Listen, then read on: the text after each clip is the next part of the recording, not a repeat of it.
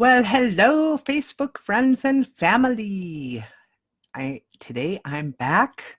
Thank you for yesterday. I apologize again. I've been fighting a little something for on and off for a little bit now, and sometimes it just gets the better of me. But today is day 13 of 21, and today's topic is worry, which is a really big thing for a lot of people because a lot of us worry about lots of things. Hello, Daisy May. Hello, Tammy and Ken. Thank you guys so much for popping in and joining in. Okay, so we're going to dive right in. Again, thank you for yesterday and for understanding, and hopefully we won't have any more missed days between now and August 30th, which is when the last day will be, day 21. All right, so worry. Now, worry is a big topic for a lot of people because so many of us worry a little bit about lots of things. And sometimes we worry a lot about a few things, and sometimes we worry a lot about a lot of things. And so worry is one of those emotional issues that is kind of, I guess I'll say, near and dear to my heart to some degree, because there's this point where we can worry, and if it becomes more chronic and more excessive, then it'll kind of rise into anxiety. But for most people, for a majority of the people, there's just this worry that happens. We feel this worry, and sometimes it can really affect our lives because it's consuming a lot of our thoughts, and it's consuming a lot of our energies, and it's creating an inability to kind of enjoy, because we always kind of had this worry that's happening and going on. And yes, Ken, thank you. I am feeling better today. I appreciate that, love. All right, so worry is, like I said, right below anxiety.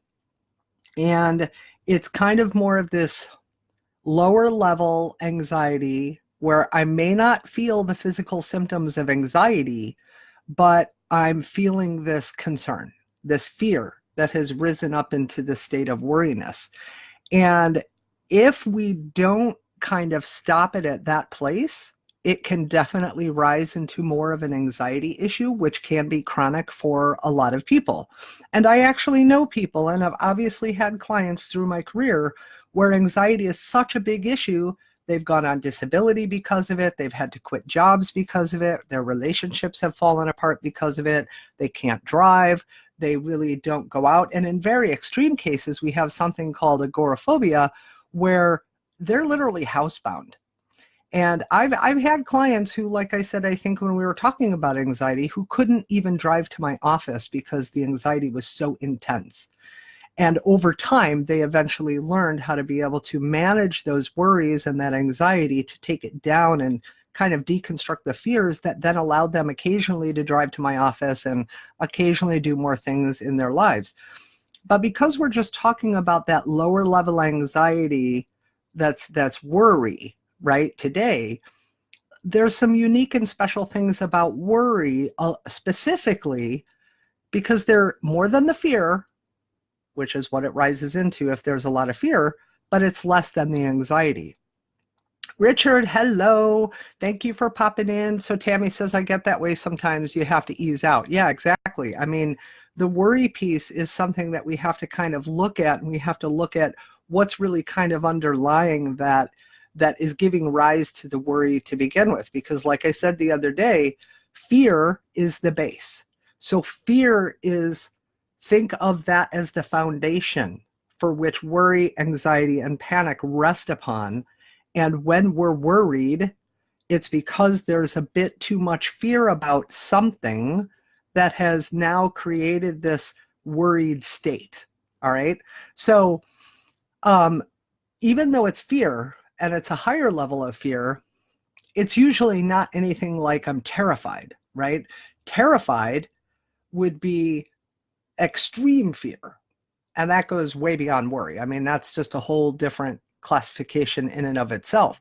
So we're just kind of like focused on this loss in this worried state. Okay. So let's take, for example, my 16-year-old son just got his driver's license and he's going to go out driving by himself with his license in the car for the first time. Well, I love him. He's my child.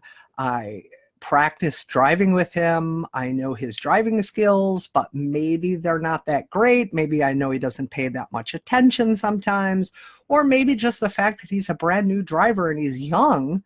I'm going to probably sit there at home and be worried about him and what will happen on the road while he's in the car by himself for the first time after he got his license until he gets home. I'm going to have this fear that is a little bit more than just this like, oh, gee, hope that doesn't happen kind of thing. It's more than that, to this, God, I hope he's okay. What if there's an accident? Will he pay attention? Will he pay attention as a new driver to all the other things on the road? What if somebody hits him? You know, it's like I start saying all that language in my head, and it's kind of keeping me in that fear. And then that rises to the worry. And then I'm noticing I'm worried about that. Or let's say I'm worried about an illness that my partner has. They have a cough, and they've had a cough for a really long time. And I have no evidence to prove that the cough is anything other than maybe the remnants of a cold that they had. But because I hear this chronic cough all the time, I start to worry, be afraid, that it means something more, that there's really something else going on, or that there is something to be concerned about, right? And so I become worried because my fear has risen to that state of kind of chronically thinking about that. Does that make sense, I hope, to you guys? So when we worry, then, the important thing to understand is that because it's fear-based, and because it is excessive fear, but it's not to the level of the intensity of the anxiety, there are easier ways to manage through the worry before it gets more that intense, you know, before it rises to anxiety levels, which again is really extreme worry and fears that are creating physical changes in the body. Now, worry itself, just like stress, can create physical changes in the brain and the body as well, because neurotransmitters and biochemicals in your brain are constantly being kicked out. Remember, way back, I think, in one of the earlier days, I had talked about how, I think I talked about how our brain doesn't know what's real or not real. So let's take this as an example. I'm walking down the street and I'm just minding my own business, doing a little, let's say, shopping or running errands or something. And let's say it's evening time and it's begun to get dark. And I hear footsteps behind me. Okay, no big deal. People walk in front and behind us all the time, right? But it seems like every time I stop, the footsteps behind me stop. And then I keep walking and I hear the footsteps again.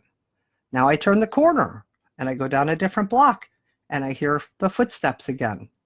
And this keeps happening. Now I'm having this fear, this thought that maybe I'm being followed. That excessive fear, because I keep hearing the footsteps, says, uh-oh, I think I really am being followed. And now I begin to become worried about it because I don't know what's going to happen. This is about survival. This is about making sure that I'm safe. And so I keep testing it. I stop, footsteps stop. I turn another corner, footsteps still seem to be there. So my mind is interpreting that I'm being followed.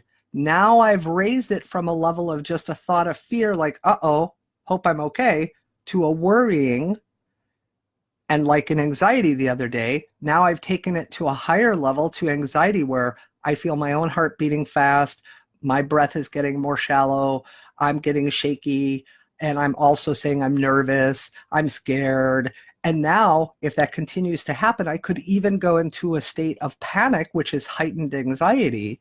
And I'm really shaking now. I'm like, okay, so let's say I get myself to a place where I stop and I don't hear the footsteps anymore. And I look around me and I see nobody there. All of a sudden, my mind says, you're safe. So it's like, okay, whew.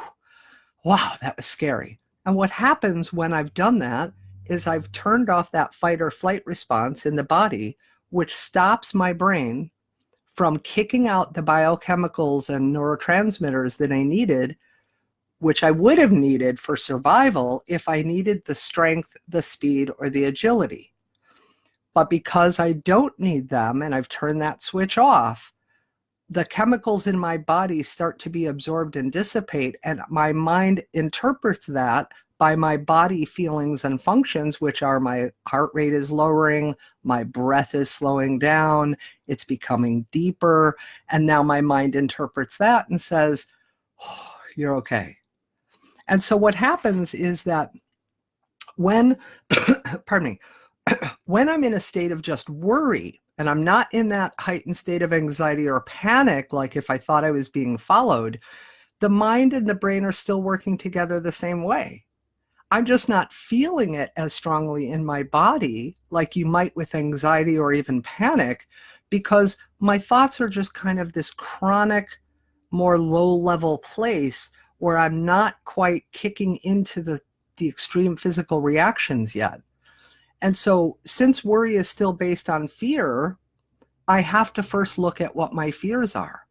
So it's important to write down when you're feeling worried about something often, and you notice that your thoughts are going to a lot of, kind of worrying places. You're worried about this situation at work, or you're worried about that particular person, or you're worried about the fact that somebody said something to you and you don't really understand what it meant or if it meant anything. And so now you worry. Do they like me?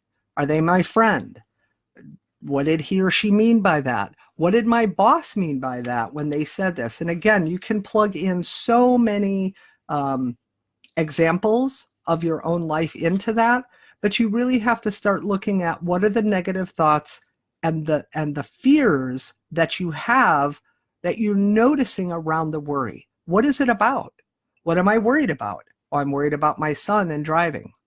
Break it down. Why am I worried? So this is kind of the steps. I'll say it for you first and then I'll break it down for you. So why am I worried? Well, I'm worried because he's a new driver and I don't have the evidence to show me that he can consistently be safe out on the road. Okay, that's why I'm worried. I have fear that something is going to keep happening or will happen to him. Then I have to look at, do I have evidence of that? Do I have evidence to prove that he is not going to be safe? Well, no. Every time I drove with him while we were practicing, he did really well. He seemed to pay attention to the road. Yeah, like a typical new driver or young person, maybe he's not paying attention as much because he's not practiced at it, right? But I reminded him, hey, you have to pay attention to the light and stop in enough time. Oh, hey, you have to pay attention. There's a stop sign there. Oh, you have to pay attention to the cars around you and behind you, things like that. Those are things that give me evidence to prove and show me that he's probably going to be okay. So if I'm worried then that night, he goes out and he's supposed to be home at 10 and it's 5 to 10 and he's still not there, I might start to notice then that I'm starting to worry about, is he okay? Will he be home on time? If he's not home by 10, does that mean that something happened? And my thoughts can get away from me so easily, and then I go into the spiral of worry. And so I look at what I'm afraid of and what my thoughts are. Then I look at if I have evidence to prove that. Now, even if it happened before, do I have evidence to prove it's going to happen now? Well, no, because again, nobody can predict the future. So just because he's out and he's a new driver doesn't mean he's going to get into an accident. It doesn't mean that anything happened. It could just mean that he's late and he was having fun and didn't pay attention to the time. And now in today's day and age where we have cell phones, obviously I can text him or call him, which please don't text and drive. Please don't be on the phone without a hands-free headset when you're driving. Very important. Sorry, had to throw that little public service announcement in there. But in this day and age where we have a different level of communication, I can reach out and say, hey, are you okay? Or is everything okay? Or whatever that can help to alleviate my worry and my fear. But let's say he doesn't have a phone for whatever reason. And I'm sitting there stewing at home, and now it's 10:15, and he's still not back, and I'm getting all crazy in my thoughts, like, oh my God, is he okay? What happened? Is he safe? It's simply because I'm afraid. So I have to look at, do I have the evidence that this to prove that it will happen? Of course not. So then I can take a look at what would happen. Another question to ask, what would happen if I didn't worry? How would I feel if I wasn't worried? Now that may seem pretty obvious, like, well, I would be much happier. I wouldn't be worried. So of course, like, who doesn't want to feel less worried and not worry? Well, there are some people who worry chronically because that's just kind of their nature, meaning they kind of live from a more fear-based place more often. They haven't had the greatest experiences in their life where maybe they felt pretty safe. And I don't mean trauma necessarily. I just mean there's all kinds of experiences that people can have that can cause them to feel like the world is a bit unsafe and the world is a bit like I can't really trust the world too much or other people. And so they kind of live with that pervasive feeling of fear, even if it doesn't really stop them from living their life. And what that then creates is the worry. And that's why we hear terms like, oh, they're a worry-wart. Now, I know people like that. I know people who are kind of worry-warts. They tend to go to that worry place more often than not. Whereas like, I don't tend to worry much about anything. And I truly don't. I mean, of course I have worries about things periodically, but overall, I'm not a worry-wart, right? I don't tend to go to that worry place. And partially that's because I've learned to trust that whatever the experiences are I'm having are probably good for me, even if they seem pretty cruddy at the time. And so people, if you've heard that term, which many of us have, oh, he or she's just a worry-wart, what we're saying is that they tend to seem to worry a lot more than they don't. They worry about lots of things. What happens if they don't have my favorite thing at the store today, that I will have wasted my time going there to look for it? Oh my gosh, I'm going to make this for dinner tonight. What happens if I burn it? Or what happens if they don't have it? Those kind of things. It's a low-level fear that is giving rise to a low-level worry that becomes kind of chronic. So one of those other ways to kind of help yourself is to ask, how would I feel if I didn't have this worry? How would I feel if I could trust? And if the answer is, I don't know how to do that, then the final question would be, why am I afraid to trust? Whether it's myself or God or the universe or spirit or source or Joe Blow. Sorry, Joe, that's my husband's name. I'm not referring to my husband, but I use that term a lot, Joe Blow. Use whatever kind of, plug in whatever your beliefs are, but look at, why am I afraid to trust? What has happened that has caused me to feel like I can't trust the universe or people or whatever? Now, you may have had evidence in the past of things that have happened that have taught you you can't trust. You meet someone, you like them, things are going along great, and it seems like the pattern has been, after a few dates, they just kind of seem not interested anymore, and it never goes anywhere. So you might have this experience where it feels like you can't trust a new relationship, but maybe it just means that you have not found the person who really gets you the way you get them. So it's the meanings of those things that we give it that create some of those fears that then can create some of the worry. So I hope that's helpful. I really love doing these lives. I love sharing little bits of information. I love sharing a few little tools that we can use to kind of start to work through. Because I think that most of us have just never really been taught what our emotions really are, other than the labels, and how to kind of move through them. And so then we get kind of stuck in them and caught by them, and we just kind of keep repeating those same patterns, and then we wonder what's wrong with us. Like, what is wrong with me? Why can't I stop worrying? You know what? I can't answer that other than to tell you that more often than not, we just have to be willing to look at and ask those questions. What are these things meaning to me? What are the experiences I've had? What is the evidence that I have for today, for this moment right now in this situation? And what am I projecting into the future that is creating some of these fears or these worries, things like that? So I hope this has helped. I hope it's been beneficial. As every day is, please feel free to share the love and spread this on if you feel that other people will benefit from it. This is about the emotional health and resiliency movement to help impact each other and the world. I adore you all. I love you all. I'm so grateful that you're here. And tomorrow's topic, oh, you're very welcome, Tammy. Thank you for being here, love. Tomorrow's topic is, okay. So tomorrow is something called emotional intelligence and smarts. Now, the reason that I'm choosing to do that tomorrow is because we've been talking about emotions for the last 13 days. And this is something that a lot of us are used to hearing, right? Like, oh, well, how are you feeling? Oh, you're feeling sad, or oh, you're feeling anxiety, or oh, you're feeling frustrated, or oh man, I'm overwhelmed. And we've dove in little toe dips into each one of these little pieces so far, just to get a little flavor and understanding of what it's kind of based in, and then a few little kind of solutions, right? I'm shifting gears for tomorrow simply because emotional intelligence, just like we've heard of IQ, the intelligence quotient, emotional intelligence and the importance of understanding why this is important is also important. Wow, I just said important like 3 times, right?